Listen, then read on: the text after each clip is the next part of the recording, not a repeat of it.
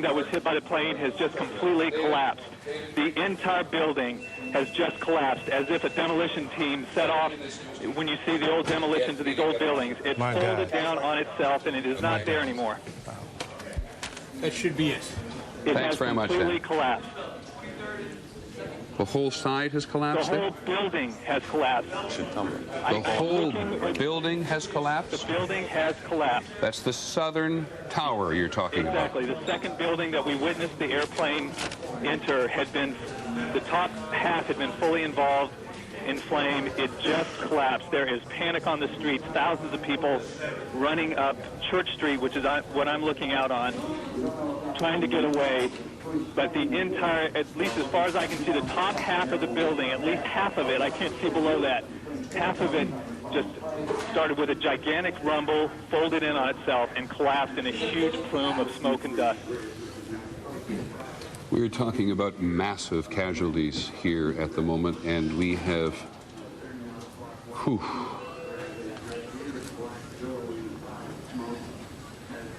that is extraordinary. There is panic on the streets. There are people screaming and running from the site. The gigantic plume of smoke has reached me, and I'm probably a quarter of a mile north of there. Peter. Now this is what it looked like moments ago. My God.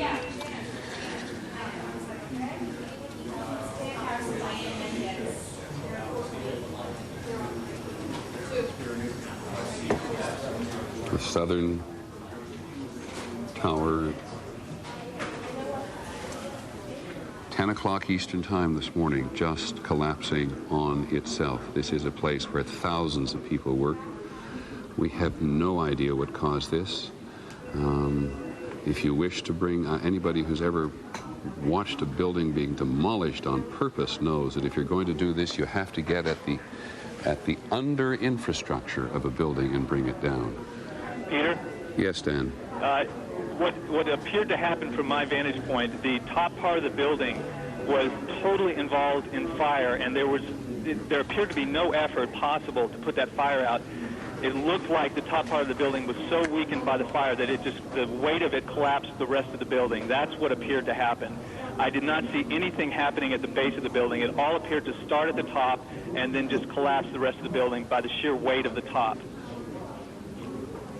There was no explosion or anything at the base part of it, but I did see that the top part of it started to collapse. The walls started to bulge out, bricks, glass things coming out, and then it collapsed in on itself, and it appeared to just fold down from there, from the very top. Thanks, Don, very much. Just looking at that, I don't know why, but when was the last time the United States was attacked in this fashion? It was Pearl Harbor in 1941. John? From the scene now, there's obviously massive casualties. Usually during these things, there's a little bit of a high pitch, but basic calm over the police radios among the emergency workers. I can hear them screaming, signal 1013, which is the police code for help, calling for help at the triage center, where other people who were already injured have been injured more, confirming that the building has collapsed. Dozens of officers, more civilians are injured. And we don't know, although I'd have to suggest, given the size of that building, what progress the evacuation was in of the tower that collapsed. Yes, Pierre Thomas. One thing I might add is that in recent years, the U.S. government has been preparing for massive attacks, but it's been primarily focused on biological, often bombing attacks. One of the things I have not heard discussed at all in government circles is the notion that someone would hijack a plane and perhaps fly it into a building. So one of the questions that I'm sure that will come out of this, if this indeed is a terrorist attack, is what kind of defenses did the U.S. have in place to deal with an event like this? Well, we talked about that even, Pierre, just before you came and joined us, because at the Emergency Management Center, which is just literally in the same complex as the trade towers, they talk at great length about their preparations for a biological, a chemical warfare attack, how they closed tunnels. I mean, they've been very efficient, taken it very seriously for many years. I'd be a little surprised if the notion of an airborne attack on a United States target had not been had not been discussed, but the notion of the intelligence services knowing absolutely nothing of what is going on today and saying openly right away they had no warnings whatsoever is, and you say something very important, if this is a terrorist attack. We just keep saying that in a repeated basis. Not having any notion whatsoever of what's going on is to be reminded not only of the efficiency of terrorism, but just reminded of the efficiency of terrorism at this point. It's ironic. There's a chilling story. Lou Shalero of the FBI, who was part of the capture of Ramzi Youssef, who was the mastermind of the last bombing of the World Trade Center, told me this story, that he was flying over the World Trade Center in a helicopter with the suspect, Ramzi Youssef, next to him after he was captured in Pakistan. And as they passed over, Lou Shalero nudged him and said to Ramzi Youssef, you see, it's still standing. And Ramzi Youssef smiled and said to the FBI's assistant director, it wouldn't be if I'd had more money. This was... In other words, more money to buy explosives, more money to run a more efficient operation than the one he ran from New Jersey in '93. Exactly. And I mean, we may have seen the second coming of that plan. John McWethy is on the phone at the Pentagon. Hold it, let me just... John McWethy, we've now heard reports that 3 planes have been hijacked today. Can you confirm that? Jack McWethy at the Pentagon? Okay, then let me go quickly to someone named Don Wright, who saw the plane crash into the Pentagon. Don, are you there in Washington? Yes, I am. Can you tell us what happened? Yes, it was about 9:35, and I was looking out our 12th floor windows at 1600 Wilson Boulevard in Rosslyn, Virginia, and I watched this. It looked like a commuter plane, 2-engine, come down from the south, real low, proceed right on, and crashed right into the Pentagon. Went directly into the Pentagon? That is correct. Looked like a deliberate act? A deliberate act, sir. And can you tell me what direction it came from, Don? It came from the south. Came from the south, up along the river, across the land? It came from the south. Okay, and did you happen to look at your watch? We thought it was just a little bit before 10 o'clock. Well, I was watching ABC News, watching the Twin Tower, and about the time I saw the plane, I watched it come in very low over the trees, and it just dipped down, came down right over 395, right into the Pentagon. And are you fairly sure that it was what we sometimes describe and recognize as a small commuter plane? Yes, it was. Good, Don. Thank you very much. Appreciate your help. You're Don very Wright, welcome. an eyewitness to the crash at the Pentagon. Now, we have had, as I said, reports today.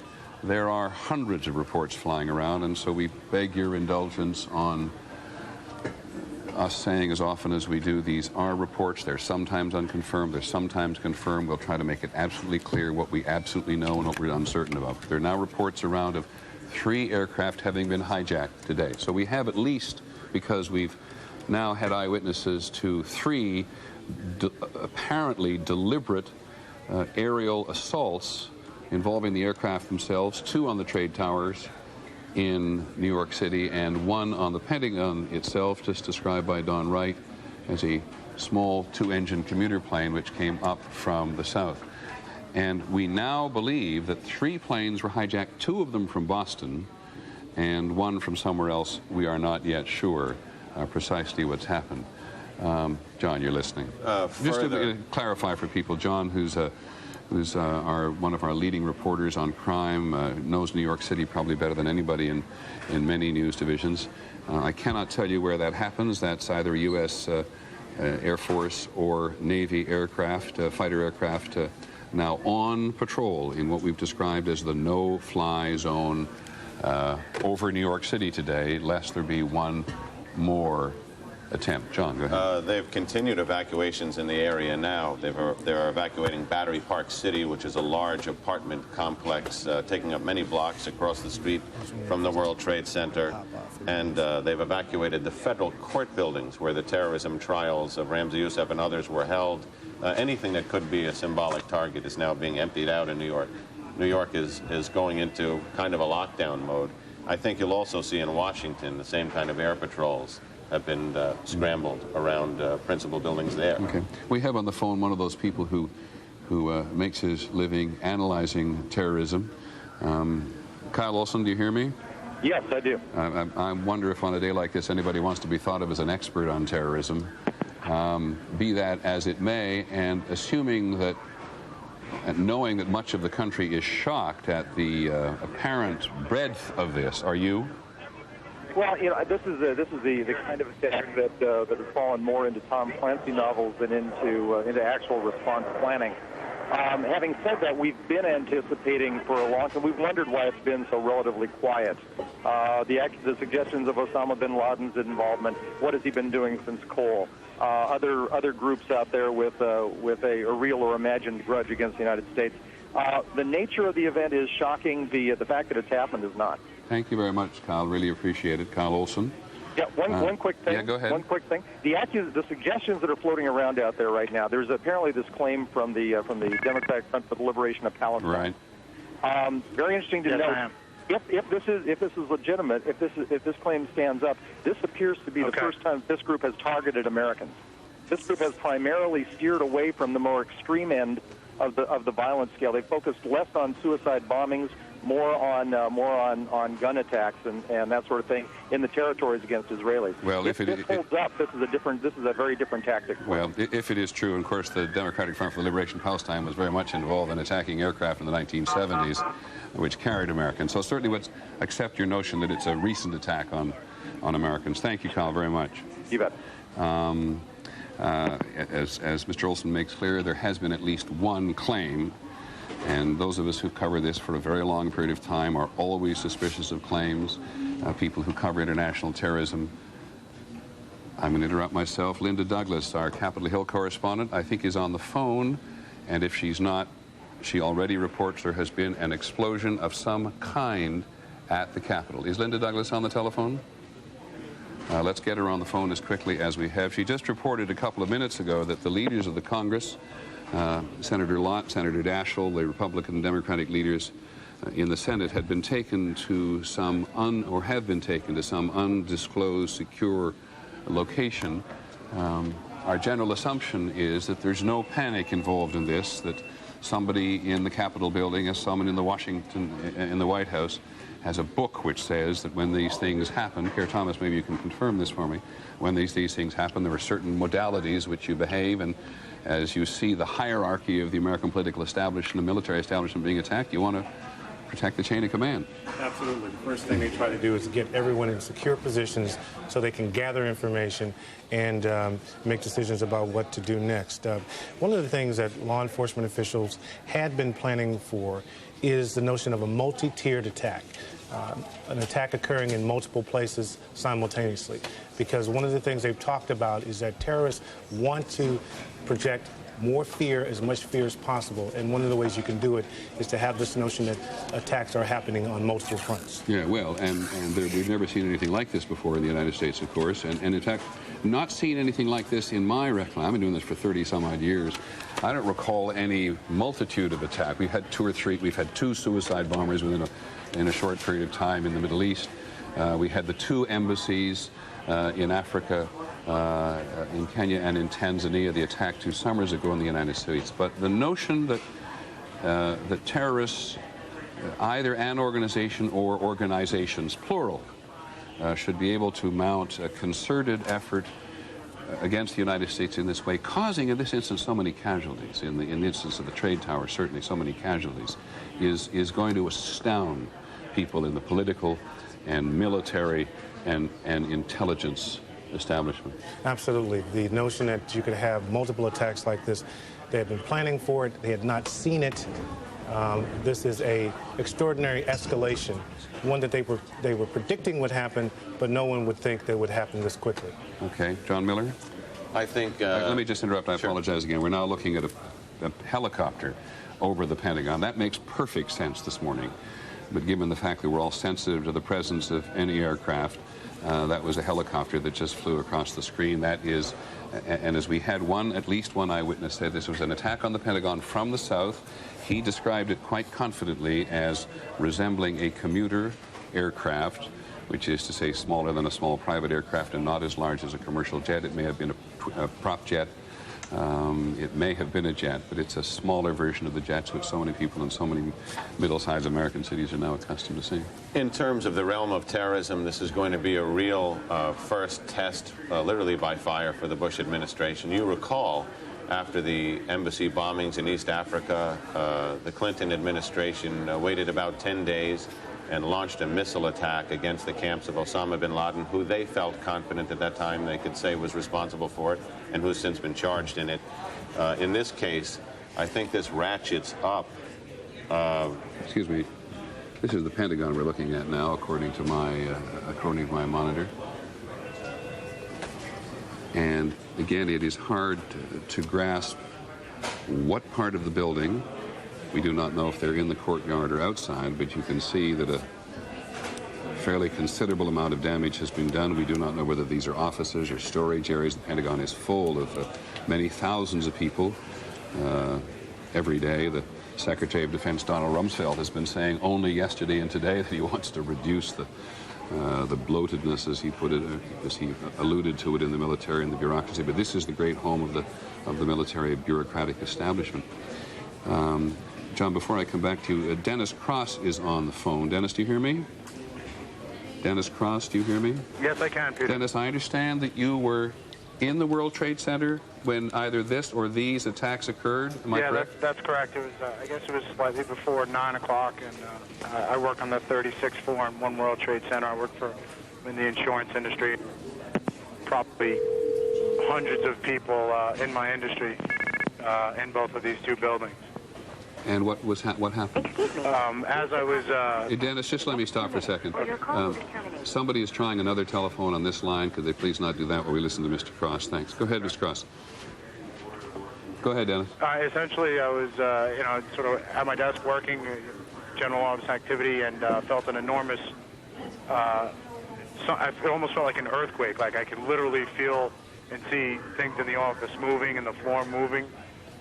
Immediately after it was some sort of explosion or something, there was an enormous volume of debris and paper. It almost looked like a dirty parade.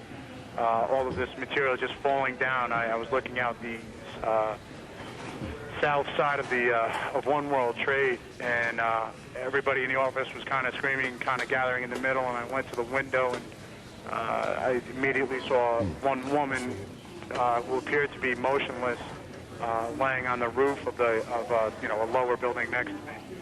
At that point, everybody started to gather their things. They were trying to evacuate people down the stairwell. Did the electricity go out in the building? The lights flickered a couple of times, and then it was weird. It was kind of like there was one sort of rush, and then shortly after that, there was another one. I don't know if it was maybe the other tower or if it were elevators in the inside, sort of just dropping to the floor.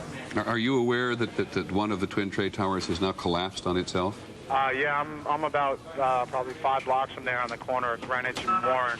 And as we looked at it on the screen here, Dennis, we could see the smoke from this collapse just sweep, billow forward through the lower blocks of Manhattan. Did you have a sense of that? Completely. I was at that point. I'm a little bit northwest, certainly north, maybe to the west side of Tower 1, and I was trying to get to Broadway. My wife works on the other side of downtown here, and I'm still trying to get there. But the smoke, I couldn't see. It was a wall of smoke, and if you were in it, you couldn't see. If you were out of it, you could just see the wall of smoke. It was how never difficult? Seen anything. I'm sorry for interrupting. How difficult was the evacuation? I'm sorry, say that again, Peter? How difficult was it to evacuate the building from at least from the 30? There were 110 stories in the building. I would say that it wasn't extremely difficult. It was just slow going down a somewhat narrow stairwell. If there was any sort of people who weren't able to move quickly, then it literally slowed down or stopped everybody. I was on 36, so it wasn't too terrible. When I got down to the 15th or 12th floor or so, there was water coming in from the doors, kind of at our feet level, and then it just was a waterfall down continually down all of the stairs, probably, in some cases 3-4 inches deep. At that, sirens and alarms were going off, and then people started to get a little frantic there. Dennis, thank you very much. Okay, I really appreciate you calling in. You're very Dennis welcome. Krause, who works did work on the 36th floor of the World Trade Center. In this particular tower, which is still standing. There's only one of the trade towers now standing, the other having collapsed on itself. not long ago. All of the federal office buildings in Washington have now been evacuated. All federal buildings in Washington have now been evacuated. All aircraft in the skies over the United States have been ordered to land at the nearest airport. All aircraft on the ground intending to go anywhere have been ordered not to take off because the country, this is the Pentagon, because we've just seen a moment ago that at least one portion of one side or building at the Pentagon itself has actually collapsed. And as we warned you, the whole business of responsibility, claiming of and naming responsibility would be complicated. And now we've, from the Middle East, a senior official from the Democratic Front for the Liberation of Palestine has denied any involvement, any connection to a double plane crash on the World Trade Center. It was, in fact, earlier on an anonymous caller who had called Abu Dhabi television to say that the DFLP was responsible. So for today, we'll put aside as best we can on trying to understand who did it, just knowing somebody who did it. Now, one of the planes that crashed into the World Trade Center was, as we said some while ago, American Airlines Flight 11 from Boston to Los Angeles. That has now been confirmed by the airline itself, or at least by their spokesperson, Lori Bassani.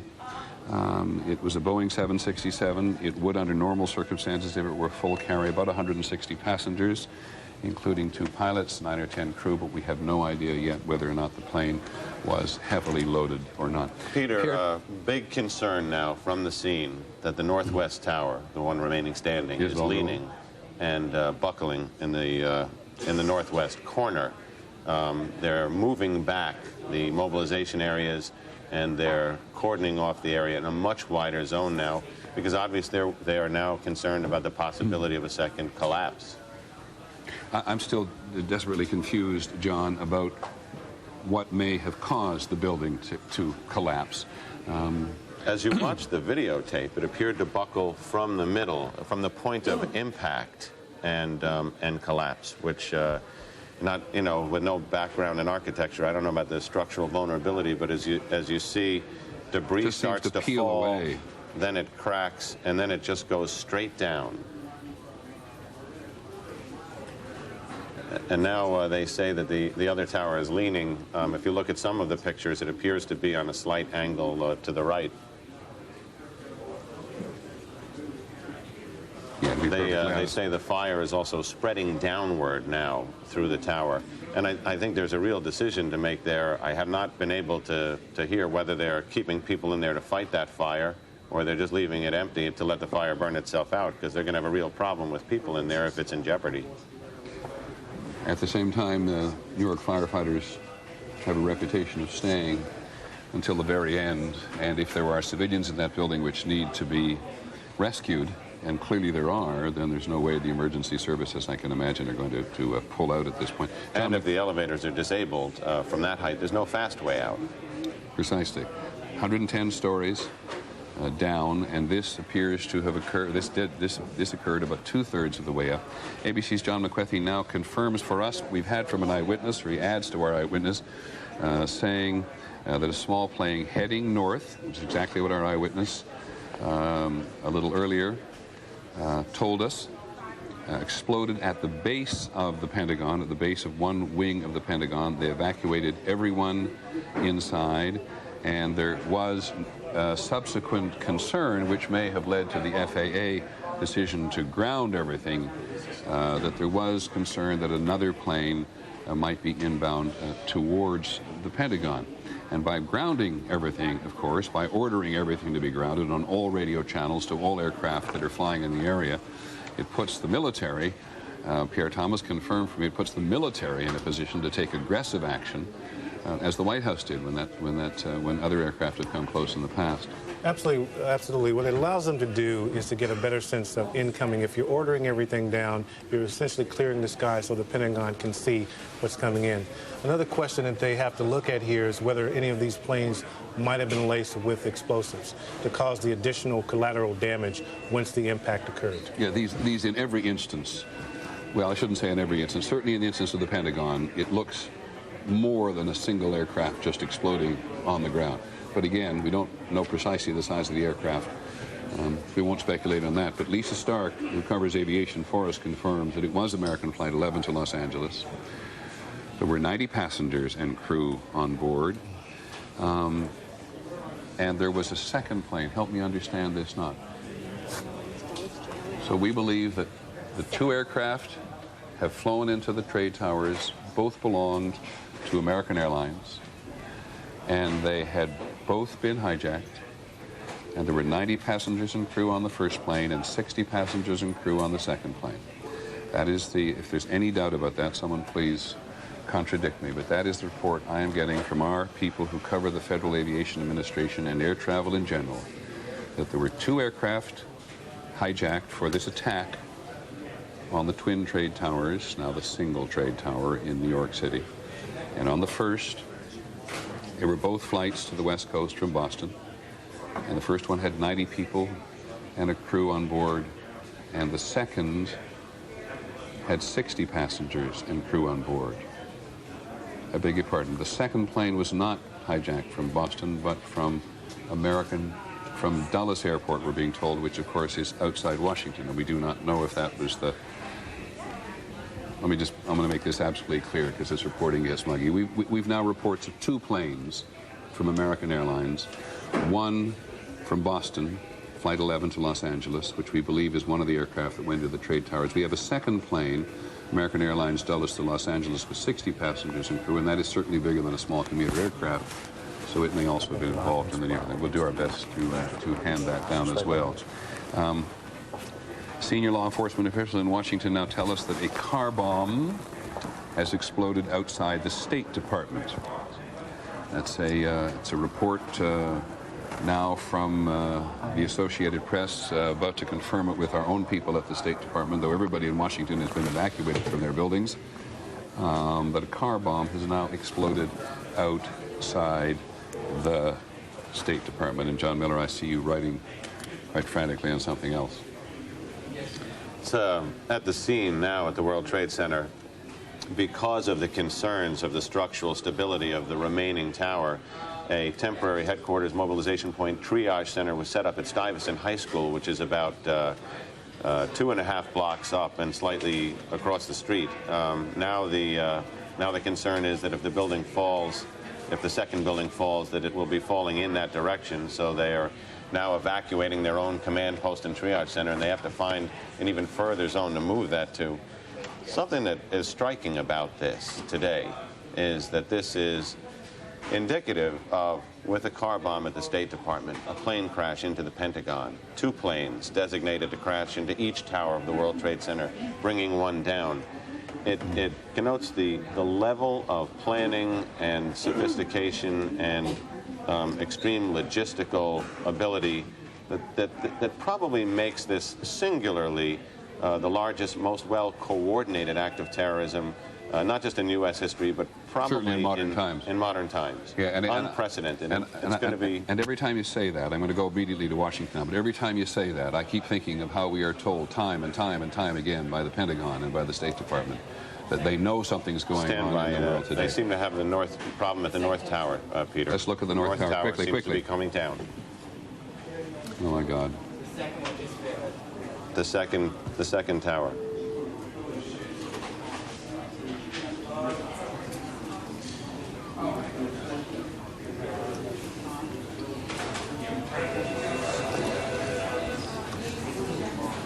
It's hard to put it into words, and maybe one doesn't need to.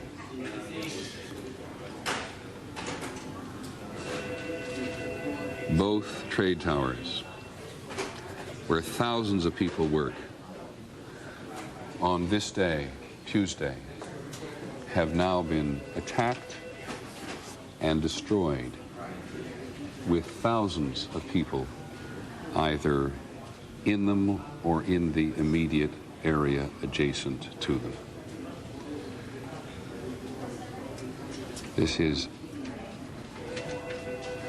There is simply no way to accurately describe the emotion this evokes in people all over the world, friends of the United States and enemies of the United States as well.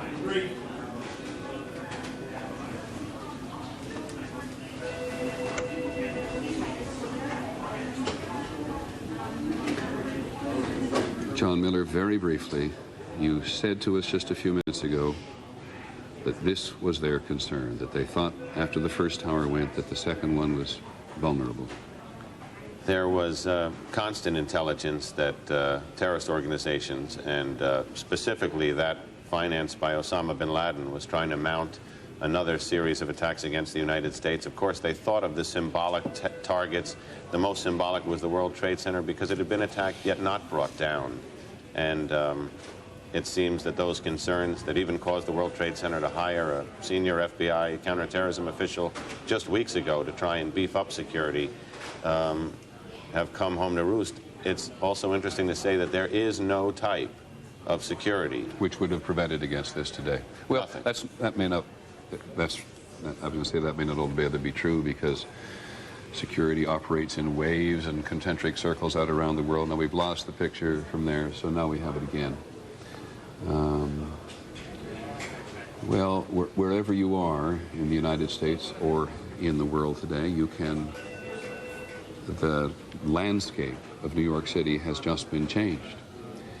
And one has to assume that thousands of lives have been extinguished.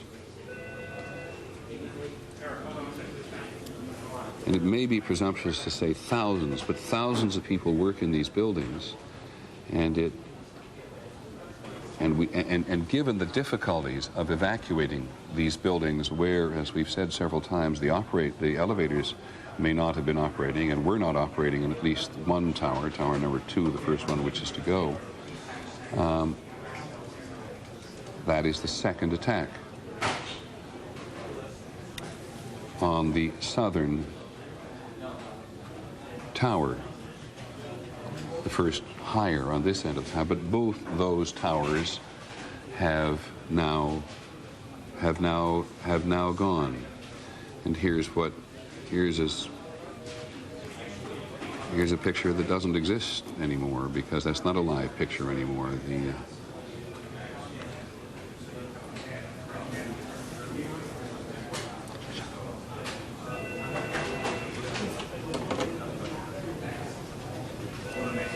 Good Lord, it just...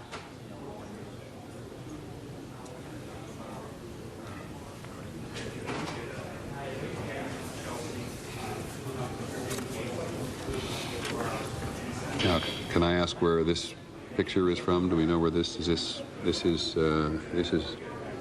outside the World Trade Center. The sign indicates the approach to the Brooklyn Bridge. To the Brooklyn Bridge. So we're on West Street, approximately just north of Vesey Street there. And you can see the dust and debris. And this is I don't know if this is at an early stage or whether this is right now. It's at an early stage, because there in the distance you can see at least one of the towers still standing as people wander, many of them dazed. And look at the cell phones in their ears. This is, in a cell phone society, and this is certainly true in the Middle East, people on their cell phones all the time, seeking and offering reassurance to their families and their friends that something has happened. In Israel, and at least those who have them in the Palestinian territories these days, there's constant traffic on the cell phones, because there is such tension in the region, and such tension here today, which is extraordinary, that people wanting everywhere to reassure or find out about what has happened to those who are near and dear to them. One thing we should update for people listening, particularly in this area, who may have been worried, there was a concern that if this building... You mean in the New York City area? Yes. There was a concern if this building fell that it would land on the center they had set up at Stuyvesant High School, where the students were still there. The reports from Stuyvesant High School now are that everybody there is okay. Stuyvesant High School, the high school in the adjacent area, which the city and the state authorities set up to deal with the casualties that they could get out of the building or had occurred adjacent to the building. It is just clear that a lot of people, we do not know how many, got out of the building. And it is going to take time. It is going to take time. The New York City Office of Emergency Management which monitors the city and all its vulnerable points, said when this whole thing began this morning, they could not get an immediate handle on precisely what was happening. And it was only, you've seen this before, this is a recording of precisely what happened when the second tower went down. And this is from a very long distance. This camera is located on the edge of the Hudson River on the West Side Drive up the western side of Manhattan. And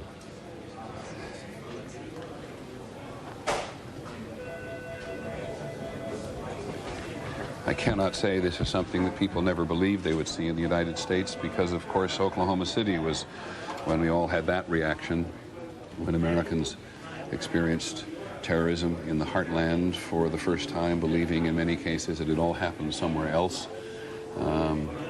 But I just think that millions of Americans will be stunned by the magnitude of this today. I'm trying to track down John McWethy, our correspondent at the Pentagon. He was evacuated. I'm saying this as much to our control room as anybody. He, like everybody else, was evacuated. And I'd also like to talk, if I may, to Claire Shipman at the White House to see what the progression is there, and Linda Douglas at Capitol Hill, because we do know that the leadership of the Senate, at least, Senator Lott, Senator Daschle, were moved to a secure location while much of this was going on, but it is very difficult to get through on anybody's cell phone. And this is, Pierre Thomas, another reminder of, you wonder if this is something that people anticipate. We now live in the age of cell phone. We now rely on cell phones for so much. When there's chaos like this, too many people on the cell phones, they don't work. Well, one of the things that they had to deal with today, Attorney General Ashcroft was en route to Milwaukee today. And now with the planes grounded, he's going to have to communicate by phone. They have an internal communication system at the Justice Department that they use in situations like this, video monitors. But again, everyone is dispersed, and with the planes grounded, this created a scenario that they had, quite frankly, hadn't seen before. It is the grounding of the planes which pretty much brings to a halt. I mean, one assumes that Air Force One with the president is already on its way back to Florida. Okay. All right. Thank you very much. ABC's John McWethy is on a cell phone at the moment, and while he cannot hear me, somebody can tell him to start talking, please, and we'll listen.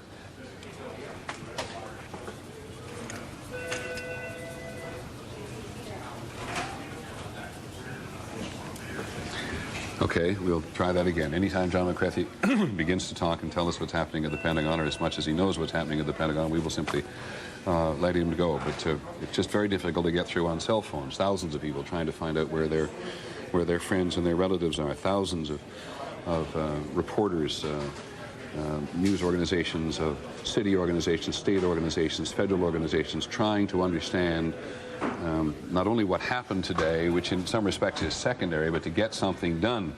And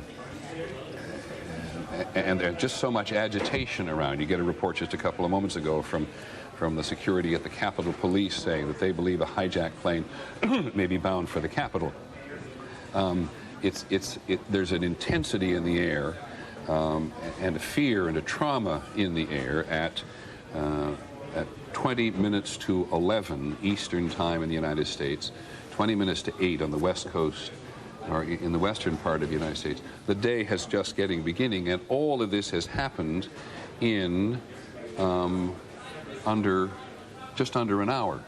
The first attack on the Trade Tower was just before 10 o'clock. The second one came at 3 minutes after 10. We have a strike on the Pentagon, which came a little after that, and the country is just riddled. 9 o'clock. 9 o'clock. 9 o'clock, I'm sorry. The country is just overrun, as it's inevitable it would be with rumors. I'm curious, John, in terms of the emergency operation that you monitor, are they in a sense of panic? Are they or just in a sense of chaos? In a sense of chaos. There was a brief sense of panic, which is understandable when the first tower collapsed. By the time the second tower collapsed, they were prepared for it. There were numerous other injuries. The level of coordination is incredible. The FDR Drive, which is a main artery, has been shut down for the purpose of keeping it clear for ambulances to go to hospitals. They've anticipated that the lower Manhattan hospitals in New York City will fill up, so they have started to arrange helicopter flights to go to hospitals further out in the circle. They've really been they've really been pretty well coordinated throughout this. If you can possibly be coordinated during a series of spontaneous events that amount to disaster. This is war, and war by another definition. We did manage to get Rebecca Cooper, one of our reporters, on the phone from the White House. That's how difficult it is at the moment to communicate. Rebecca, do you hear me? Rebecca Cooper at the White House, do you hear me? All right, the same case with Rebecca's is with John McCarthy at the Pentagon. If we do hear from them, we'll simply interrupt and let them get on talking. Yeah, Rebecca, do you hear me? Yes, Peter, I hear you. I'm in the basement of 815 Connecticut Avenue. It's a building across the block from the White House, across the park. You know where that is, next to the Chamber of Commerce. I had to come down here because, as you said, none of the cell phones are working. I'm in the engineer's office, and they've given us their phones to use. There's a real dichotomy here at the White House, Peter.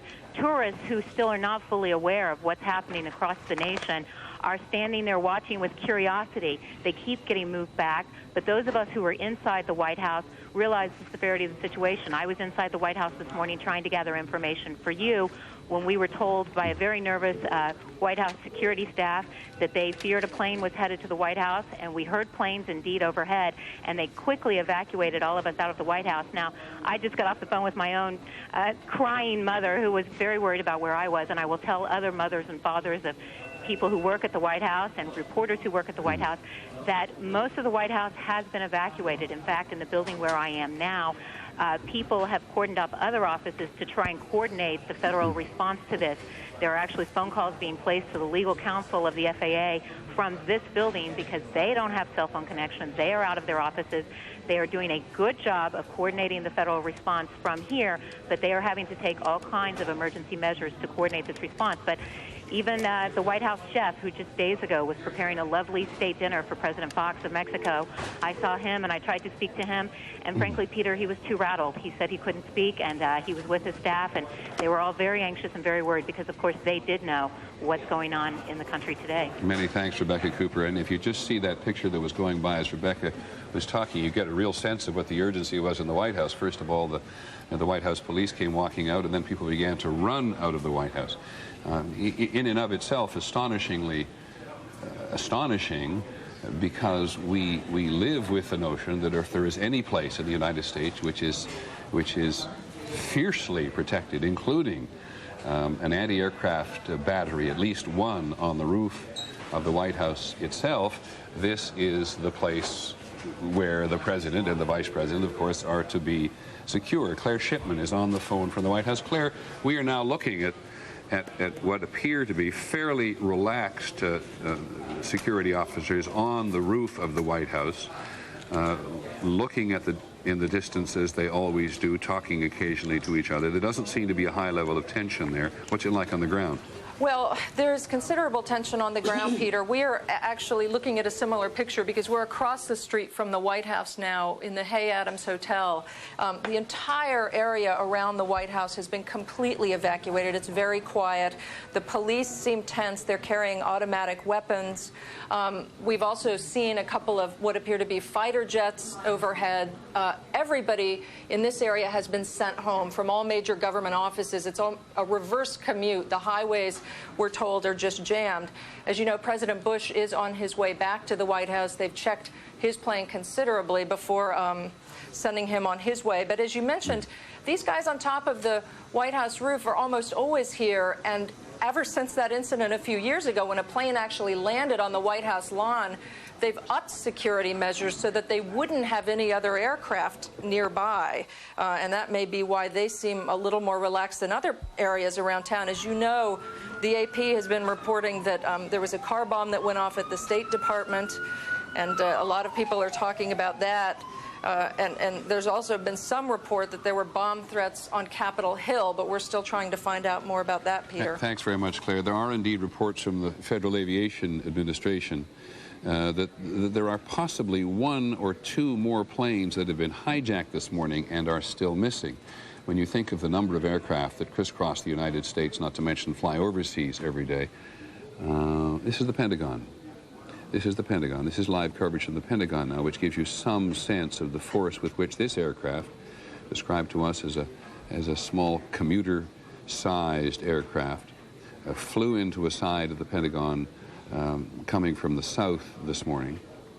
And again, the communications in the country are so difficult at the moment, and as you've heard beginning to hear from everybody, the cell phone network is choked for a variety of reasons, that it's hard to get a handle at this point on casualties at the Pentagon or the extent of damage. The one place in which we can be focused, because it is such a small place, Manhattan, 11 miles long, is the Twin Trade Towers, and by some remote chance, if you've just joined us on television, the Twin Trade Towers in New York City have been destroyed, with hundreds, presumably, or perhaps thousands of people in them. Each of the two towers was struck today, attacked today by an aircraft, one of which at least we know was hijacked. And this is the second tower that went just a few minutes ago. A scene of chaos and devastation in the lower part of New York City, right on the edge of the Hudson River. Everybody in the United States is familiar with the Twin Trade Towers, and we have no idea whether there were tourists there who show up every morning to go and stand on the top of the trade towers, because it is one of the most expansive views southwest and north of the city and the area itself. Bill Blakemore is down there. Bill, do you hear me? I do, Peter. Go ahead. I'm just north of Canal Street, just a few blocks north of the Trade Tower area. Throngs of people have been, of course, moving north. Some of them silent, most of them looking stunned, just saying, we're just trying to get out of the area after both towers have collapsed. We're seeing Delta-wing jet fighters circling overhead, just one at a time. When the first one appeared, the group of people amid which I was standing shrieked and said, oh my God, there's another attack. And then they realized that being a Delta-wing jet fighter, it was probably the U.S. military, which of course it seems to be. There's just a couple of helicopters, apparently police helicopters, circling overhead. And on this very clear morning now, the unusual sight is the lack of the trade towers sticking up above the buildings that are normally here. People have now begun to accept, but just barely begun to accept what's happened. All business at a complete standstill, nothing but sirens down here as these throngs move further and further north, just walking away from what they can barely begin to understand. Peter? Bill, how far north did this, I mean, we looked at some streets which debris had just gone in a huge, wide area. Right. I seem to be just north of where that hit. I'm just up at Canal, so there seem to have been enough low-lying buildings, that is no more than, say, 20 or 30 stories high, between us and the base of the tower to have protected people here from the debris. But here's another man walking past me, just looking completely dazed, going north. 2 or 3 other women. The crowds are beginning to thin out now, as most of the people who were just standing around and watching were working there. One woman came up just talking a mile a minute with her daughter and her friend and her daughter, describing how they had gone to their school this morning. She was about to go to the trade tower to pick up something from a shop there when her daughter said, I want a sandwich, Mommy, and so she stayed back. She said, otherwise I would have been there. They're still trying to understand how they're so lucky not to have been over there. There must be thousands of such stories here this morning, Peter, of those that were the lucky ones. Thank you, Bill. Please stay in touch as often as you can. It's now 10 minutes to 11 Eastern Time, 10 minutes to East in 2 minutes to 8 in the West. And I'm just going to add to the chaos and the trauma of the day by saying that a large plane has now crashed just north, or shouldn't I say just, but crashed about 10 o'clock in the last 15 minutes, north of Somerset County Airport, about 80 miles southeast of Pittsburgh. This is reporting from one of the Pittsburgh television stations as a result of a 911 call from the airport itself. There are no other details on this crash yet. And it's not clear whether the crash was related to anything else that has happened in the country today. But the plane, which was believed to be a Boeing 767, crashed about 10 a.m., just about 8 miles east of Jennerston, Pennsylvania. People in the area will undoubtedly be reporting in more clearly to us on that. The New York mayor's race is having a primary today. That has now been canceled. Both on the Republican and the Democratic side, there was I apologize for interruption. Somebody's trying to say something. Go ahead, please.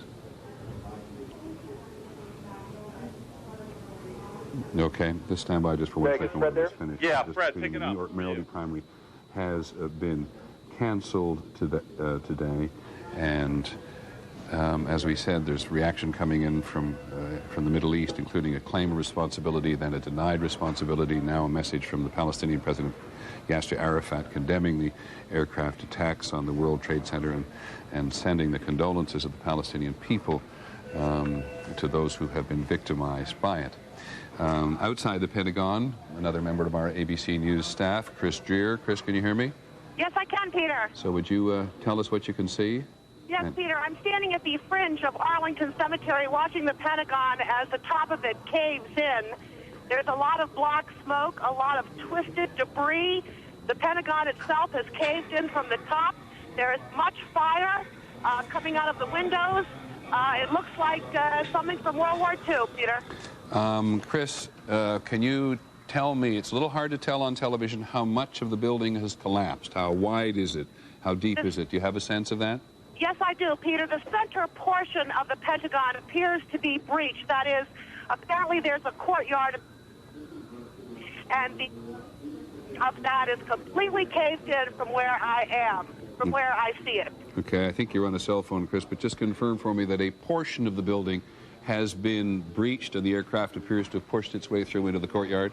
Yes, indeed it has. I believe, Peter, that that's where the plane is, but I am not sure at this time. Okay, thank you very much, Chris. Is there any evidence, is there any movement around there at the moment? We're looking at a fairly static picture. Are there people arriving, people disappearing, ambulances coming? Peter, there's a great deal of glass and wind fire coming out of the windows, but on the other side of the Pentagon is where most of the emergency vehicles are now.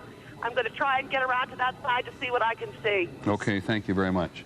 I should tell you that all military personnel in the District of Columbia area now, all military personnel in the district, are now on something that is called Threat Level Delta, which is the highest state of alert in the military, and all other people, all other military personnel in the country are now on alert status Charlie, which, John Miller, we know is a somewhat lower status of alert, but still a reminder that this disaster has spread like wildfire through all of the political and military establishment in the country. All museums and monuments in Washington are now shut for the day.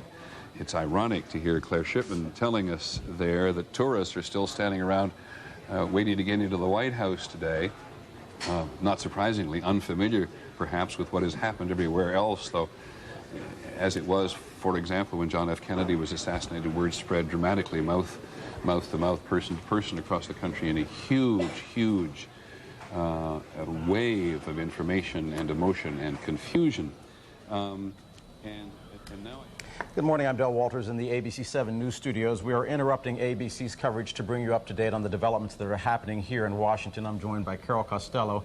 Safe to say that Washington is in a state of high alert. We are receiving a report that, as you heard Peter Jennings say, that all of the government buildings in Washington, all of the employees in the government buildings in Washington have been told to go home. All of the museums have been closed.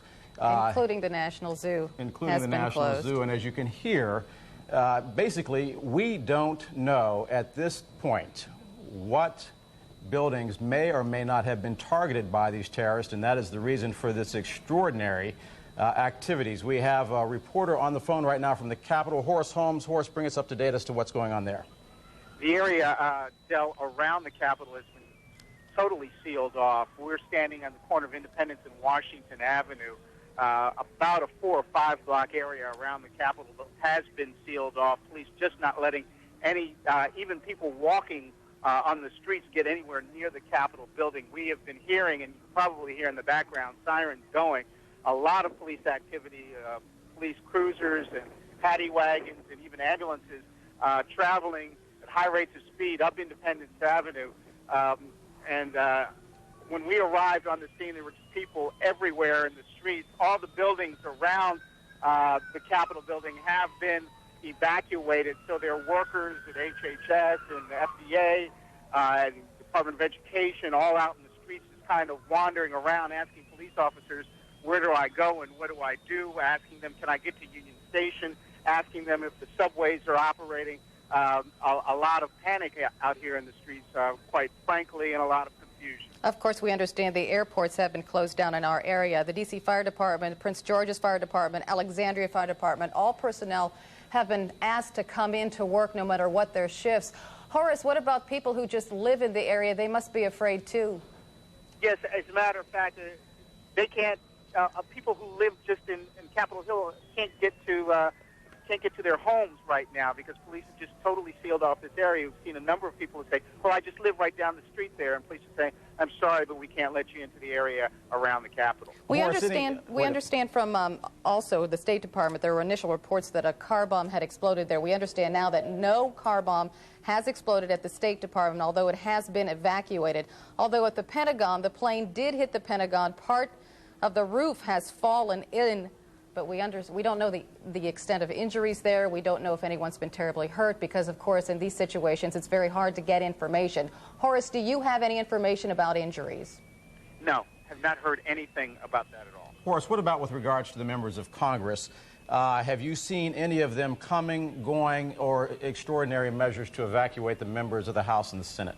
I talked to one gentleman who was in a House Judiciary subcommittee meeting that had just begun when he said there were members of the House in that meeting, and police came in and told them to evacuate. What we've seen, we were over there by the garage of one of the office buildings, and police were escorting members of Congress out of the area at very high rates of speed, obviously. We want to take a shot of the 14th Street Bridge because it's an odd sight because usually there's a lot of traffic on the 14th Street Bridge. There was a lot of outbound traffic a little bit earlier.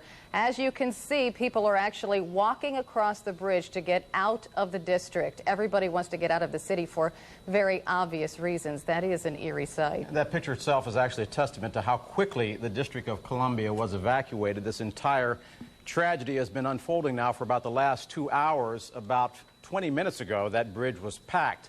Obviously, the last time anybody in the Washington area can remember seeing the city itself clearing out has been one of the snowstorms that we had, the most recent being 1996 when there was gridlock on the streets. But everybody appears to have decided to go home to collect their loved ones. I've talked to people that were in high-ranking government positions who simply said, I have to go home. Yeah, a lot of things have been closed down, too, for obvious reasons. We want to join Greta Cruz, who is in our newsroom. She has the list for us. Greta.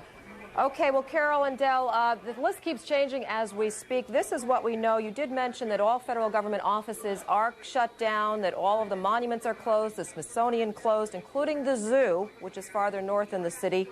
At this point, as far as, let's start with the schools. D.C. public schools are still open. They are meeting right now, officials, to decide whether or not they will be closing D.C. public schools early. At this point, everything is still on. Howard University is closing at noon today. American University in Northwest is canceling all classes this afternoon and this evening. Arlington Public Schools, we are told they're getting lots of calls, obviously. They are going to keep the kids in school. If parents do want to go to the school and pick their children up, they may do so. However, they are not letting the children out early. The University of Virginia, the Northern Virginia Center, will be closing at noon today. And the Corcoran College of Art and Design is now closed. A few other things I will pass along. We were told earlier that BWI Airport is still allowing incoming flights because planes obviously do have to land, although the FAA nationwide is shutting down airports, but some of them will remain open to allow flights to land. Metro is still open, folks. We are told, however, that the Pentagon station has shut down because of the fire and the problems out there. But for the rest of the system, the subway system is open. It is crowded, obviously. We are in pretty much a reverse commute in the city of Washington right now. The streets are open. The bridges are open, except for those secured areas we told you, Horace Holmes, around the Capitol. Many of those streets will be shut down because the police have cordoned them off as a safety measure. The stretch of 395 Shirley Highway by the Pentagon is also shut down because of the fire out at the Pentagon. We understand that D.C. Mayor Tony Williams is at the Reeves Center downtown. That is